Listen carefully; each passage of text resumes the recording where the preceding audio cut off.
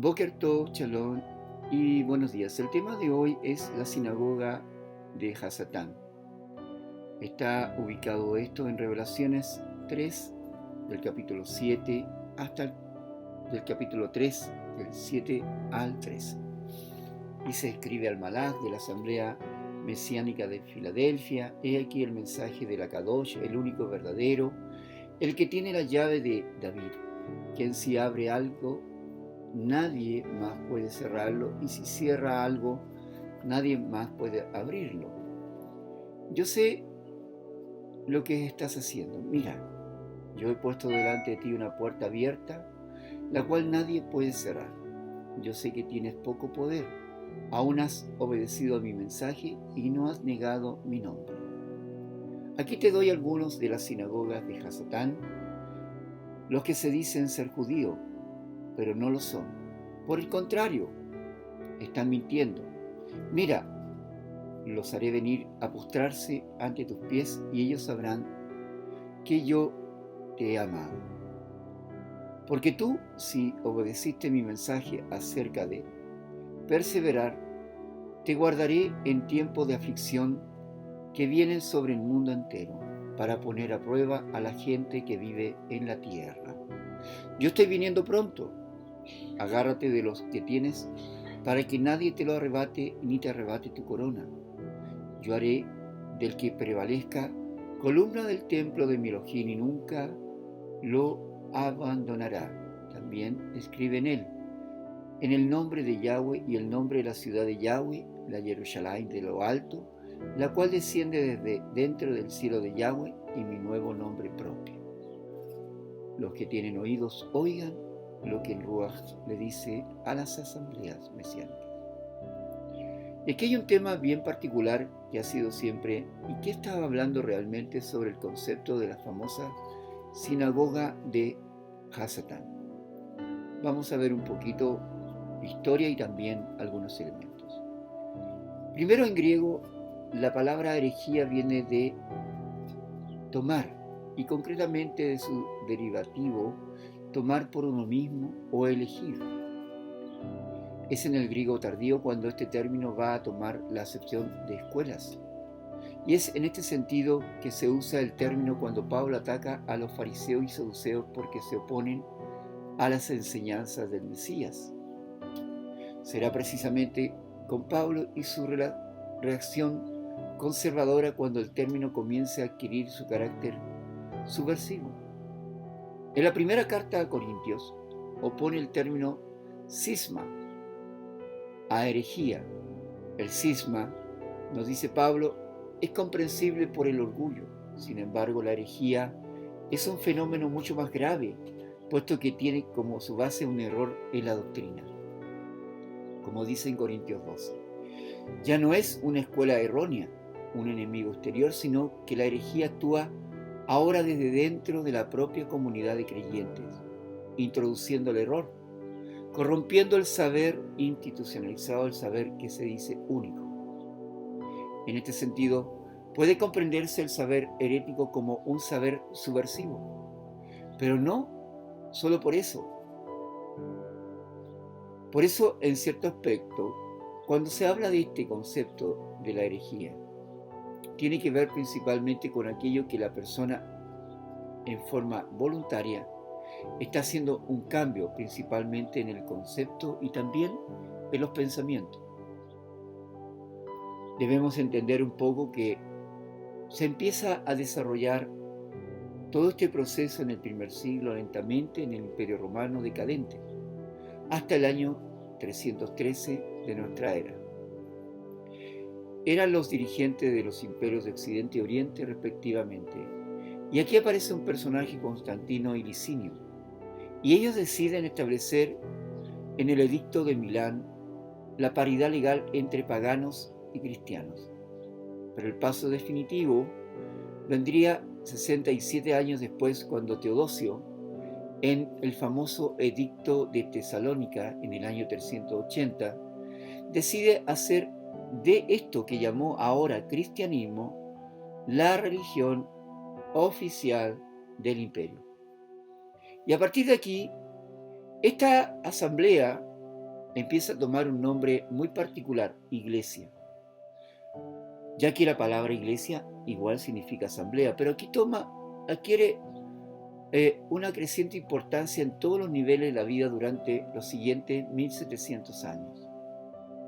Paradójicamente, esta toma de poder implica un desdoblamiento fundamental en todo lo que era el principio, fundamento y el desarrollo de lo que el Mesías y sus discípulos y apóstoles habían postulado.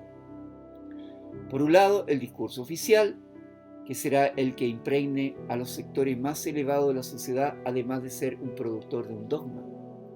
Por otra parte, encontramos el discurso religioso de las masas pobres, discursos indudablemente heterodoxos, multiformes y sujetos a continuas transgresiones de lo que era el pensamiento entregado por el Mesías. Ahora, en cierto aspecto, hay un cambio y podríamos dar realmente algunos antecedentes frente a esto. ¿Cómo se fue transformando el mensaje de Yeshua el Mesías, de un Yeshua que fue hebreo, para convertirse en un Jesús griego? ¿Cómo se fue transformando el mensaje de salvación para Israel, para Judá, como dice en Jeremías 31:31? ¿Cómo se empiezan a transformar lo que era lo normal de hacerlo en hogares y en casas y convertirse en este caso en una religión imperial?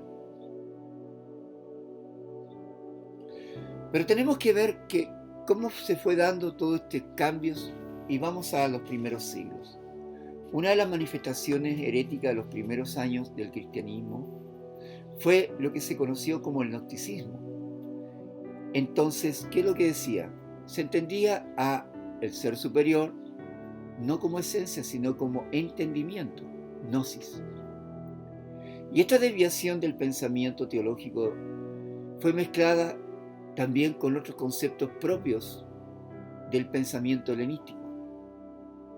Los gnósticos defendían a la idea de Dios como entendimiento, pero no como adquirido, sino aquí el matiz es esencialmente el entendimiento fruto de una conversación, de una revelación, llamémosle una iluminación. Por eso viene aquí inicialmente de la antigüedad, de las tendencias heréticas del testimonio, el propio Pablo de Tarso cuando dice en sus propias cartas a los Corintios. Está claro que todos tenemos el gnosis, el conocimiento suficiente, pero la ciencia envanece y lo único verdaderamente provechoso es el amor. Si alguno cree que sabe algo más, una egnokenaia, no solo sabe egno, como lo debería saber el nonai, pero el que ama a Elohim, ese es conocido por él. Así que aquí se empieza a presentar una forma que hemos dado cuenta que hay muchas personas que tienen un concepto de Elohim de acuerdo a lo que piensa, hasta donde llega su pensamiento, y no como una relación directa. Así que, lo primero, la idea de que la herejía posee una fuerza frente al discurso, frente a lo que habla realmente el Mesías. Así que tenemos que entender que existe una teología gnóstica, parte de un Dios de dioses, superior incluso del Dios que es mayor que el Dios judeo-cristiano, que es el Padre de todos los padres, prepadres, etc. Tal como este Dios es totalmente incognoscible por el ser humano. Y esto tiene que ver solamente, el gnóstico dice, a través de mi entendimiento, mi comprensión. Si yo lo puedo comprender y si yo lo puedo entender, si yo puedo dimensionarlo, sí lo creeré, pero si yo no lo puedo creer, no lo puedo dimensionar ni entender, tampoco.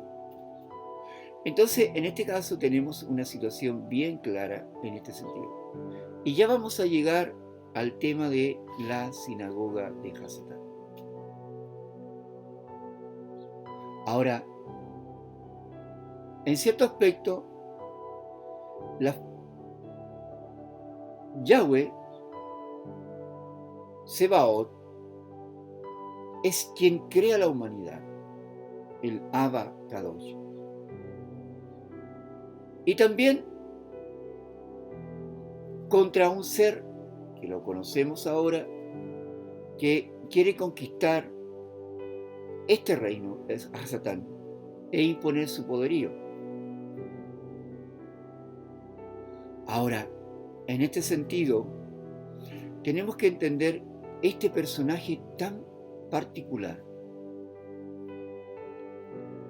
Y nos habla principalmente de cómo este personaje ha influido potencialmente en toda la humanidad. Y es por eso que hablamos de esta famosa sinagoga. Y esta sinagoga, ¿dónde estaba y dónde se encontraba? Vamos a ir, en este caso, principalmente dentro de la historia de Filadelfia.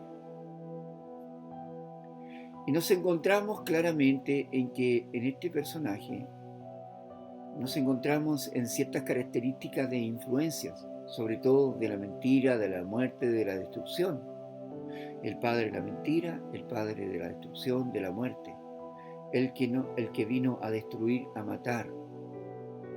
Y en realidad nos habla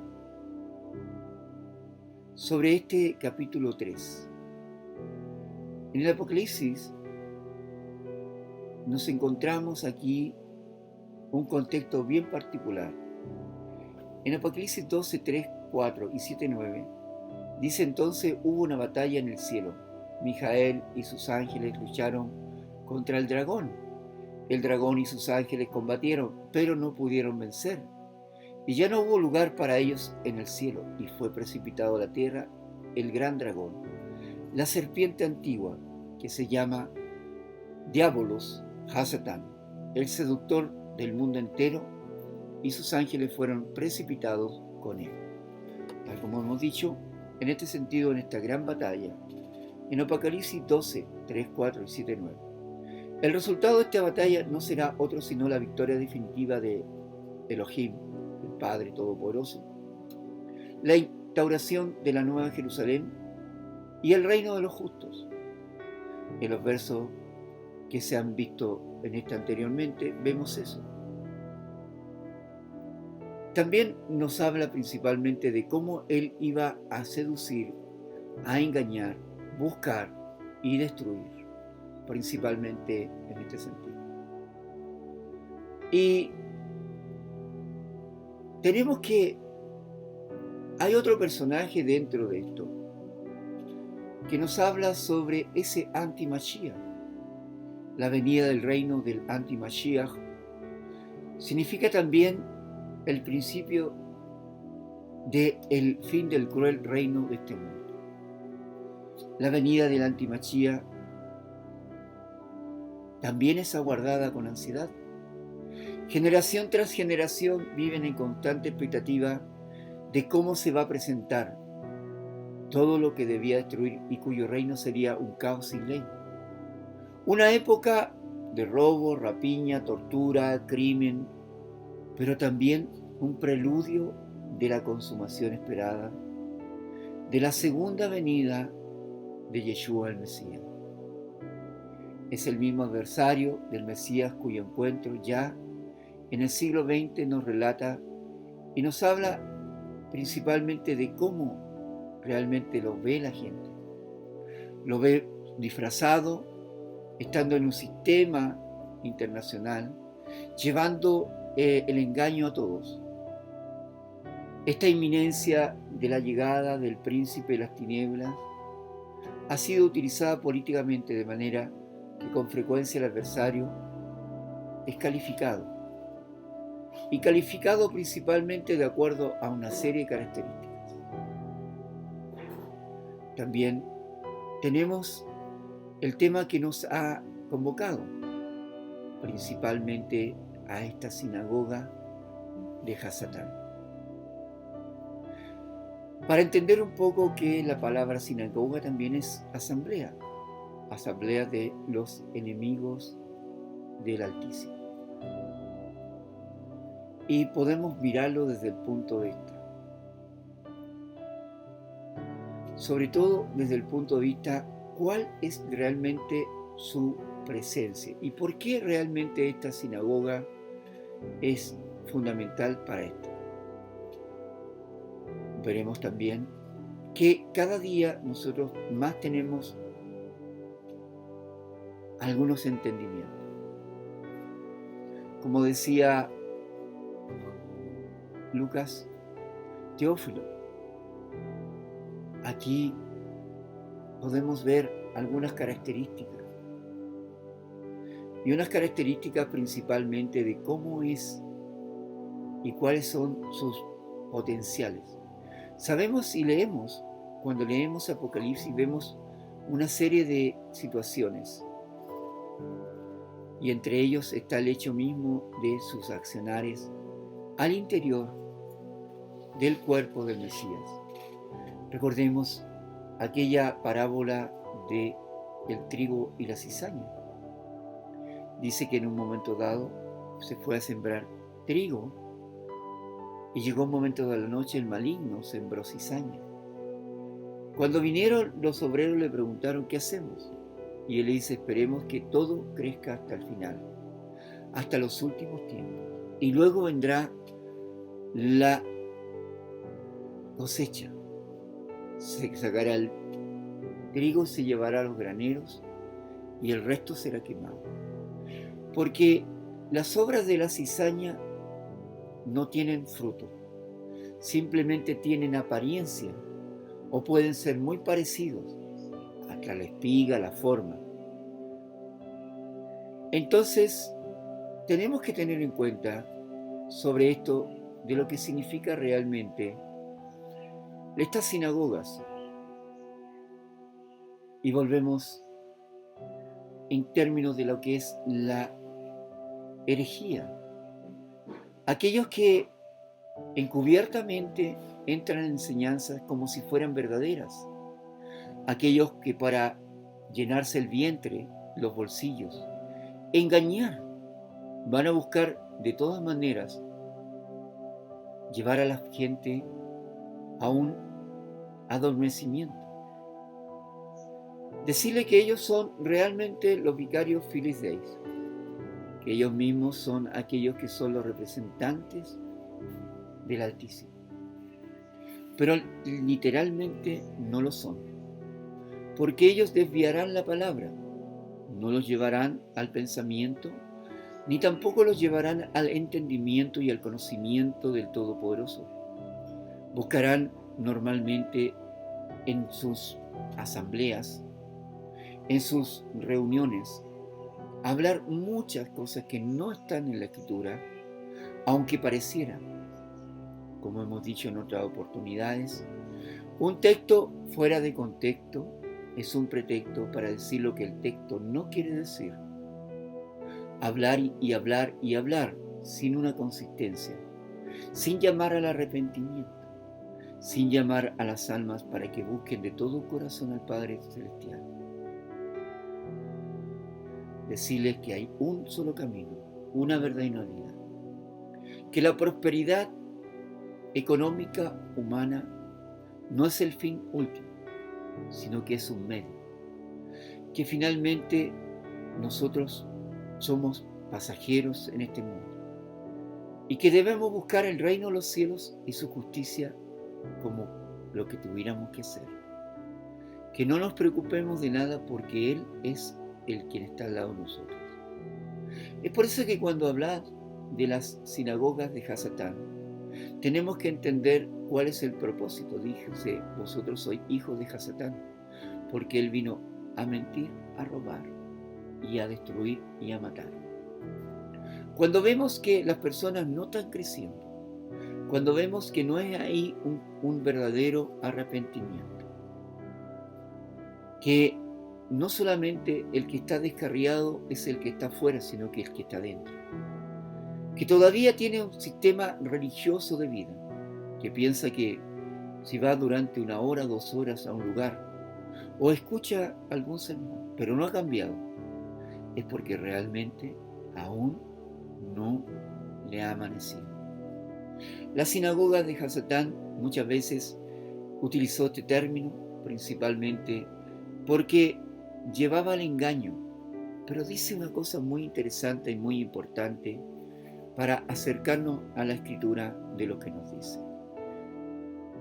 Dice: aquí te doy algunos de las sinagogas de Hasatán, los que se dicen ser judíos, pero no lo son, y por el contrario están mintiendo.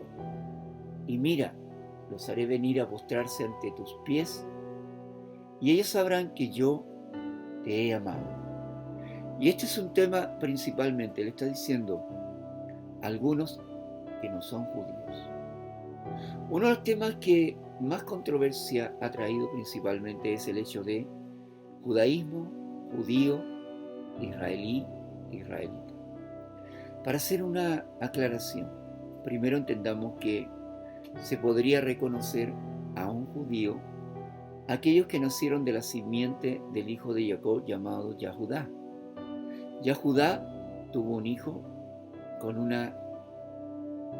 con Tamar, y de ahí nace la línea davídica, y de la línea davídica continúa prácticamente hasta llegar directamente a Yeshua el Mesías. Quizás no veamos a tantas personas, pero sabemos de que cuando se habla de la Escritura, habla de las personas que interesa para ver el camino hacia el Mesías. Actualmente se establece a ciertas personas que tienen cierto tipo de costumbres, tradiciones y un credo, el judaísmo. Pero el judaísmo también tiene una característica que podríamos decir que hay unos que son por tradición, que llevan una línea genealógica, y otros que han llegado al judaísmo por algún tipo de protocolo, un protocolo que tiene que ver con su Brit Milá, con su educación, con su asistencia a la sinagoga, por el reconocimiento de otros rabinos, etc. Israelí es alguien que vive en la nación de Israel, el Estado de Israel, e israelita es aquel que está en diáspora, asimismo, como dice el apóstol Santiago, a los 12 tribus que están en dispersión, no perdidas. Es por eso que en general, cuando se habla de esto y le habla sobre esta asamblea de judíos que no eran judíos, por así decirlo, estaban en contradicción completamente con lo que significaba realmente Yahudí, que significa el que alaba a Yahweh. Y esto tiene que ver específicamente por el tema de los nombres que fueron puestos a los 12 patriarcas. Ahora, muchos, y hablando en Romanos 11, dice que hay un olivo silvestre y hay un olivo natural, un olivo cultivado. El olivo cultivado es aquel que tiene la palabra, que tiene el testimonio, que tiene la Torá y los mandamientos, y de ese olivo que fue natural fue quebrado algunas ramas, pero fueron injertados los goyim, en este caso las naciones, algunas de las naciones, en este olivo, y por lo tanto ahora el que recibe la savia directa de esto ya no es este olivo silvestre que no tiene fruto, sino que va a recibir de la savia verdadera para dar fruto. Entendiendo este tema, dice que a muchos de ellos serán entregados a las puertas. Una de las características de los versículos 7 al 11 del capítulo 3 de Revelación nos habla de puertas, de abrir y cerrar. Y si leemos en este sentido cómo se identifica Yeshua, y él dice: yo he puesto delante de ti una puerta abierta, la cual nadie la puede cerrar. Y luego dice: mira, los haré venir a postrarse ante tus pies, y ellos sabrán que yo te he amado. Porque tú sí obedeciste mi mensaje acerca de perseverar. Te guardaré en tiempo de aflicción que vienen sobre el mundo entero, para poner a prueba a la gente que vive en la tierra. Yo estoy viniendo pronto. Tómate de lo que tienes para que nadie te arrebate tu corona. Yo haré del que prevalezca columna del templo de mi Elohim, y nunca lo abandonará. También escribiré en él el nombre de Yahweh, el nombre de la ciudad de Yahweh, la Jerusalén de lo alto, la cual desciende desde dentro del cielo de Yahweh, y mi nuevo nombre propio. Los que tienen oído, oigan lo que el Ruach le dice a la asamblea.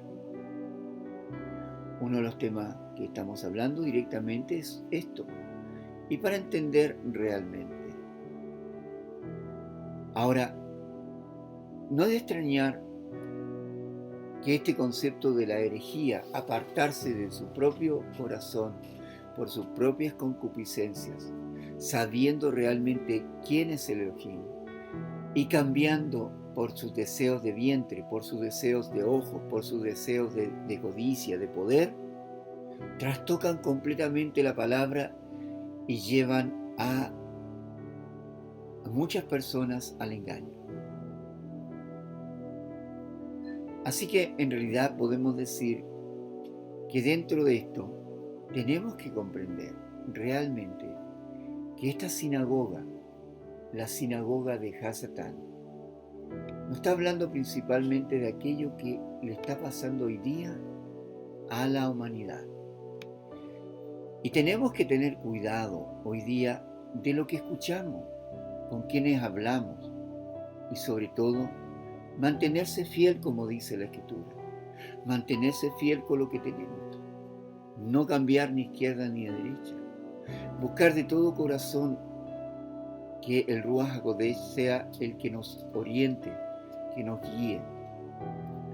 El tiempo es que en Jeremías 31:31 nos dice: y yo haré un pacto con la casa de Judá y con la casa de Israel, no como el pacto que hice con sus padres, el cual ellos invalidaron, pero yo sí siendo un esposo fiel. Haré un pacto renovado con la casa de Israel, en la cual pondré mi Torá en ustedes y también la escribiré en vuestros corazones. Y nadie tendrá que decirle a su hermano: conoce a Yahweh, porque todos me conocerán, porque yo seré su Elohim y ellos serán mi pueblo. Cuando tú ya tienes un conocimiento de esto, no debes dejarte llevar por tradiciones, por rituales o pensamientos, y vas a saber al tiro, en el momento vas a saber qué es lo que significa ser una asamblea de Satanás. El que viene a robar, el que viene a destruir, el que viene a matar, el que viene a dispersar, el que viene a dañar, y sobre todo dice que ningún espíritu que no confiese, o mejor dicho, de una forma más clara, para conocer que tú eres un hijo del Altísimo, debe reconocer que Yeshua vino en carne, vivió, murió, resucitó y está a la diestra del Todopoderoso. Cualquier espíritu que diga todo lo contrario, que dude o que diga que Él es un hombre o simplemente un profeta, o que realmente no es el unigénito. Porque cuando leemos nosotros en la Escritura dice: de tal manera amó Yahweh al mundo, que ha dado su Hijo unigénito, para que todo aquel que en Él crea no se pierda, mas tenga vida eterna. No está hablando principalmente de que Él tiene un Hijo unigénito. A Él, dice, escuchar, a Él seguir. Y cuando descendió el Ruach HaKodesh, dijo: en Él tengo complacencia. No hay otro sobre la tierra, no hay otro sobre el mar, sobre los cielos, que se comparen. A ninguno le dijo, hijo tú eres mi hijo, ni a ninguno lo ha determinado como el covengador, según el orden de Melquisedec. Así que en estos tiempos sí podemos determinar, aunque puedan tener afuera lo que llamaría un cartel o una indicación que diga que es y siga a Cristo, a Jesús, a Jehová o lo que sea. Pero ¿cómo lo vamos a reconocer? Principalmente porque son hijos y traen mentira, destrucción, también traen disensión, traen muerte. Y ellos y estas organizaciones, estas asambleas, son asambleas de Hasatán. La bendición sea sobre todos ustedes en este tiempo en que tenemos para poder compartir estas transmisiones. Agradecemos a quienes nos están permitiendo que podamos llegar a muchos más lugares y bendecimos al Todopoderoso en el nombre de Yeshua nuestro don. Amén y ve amén.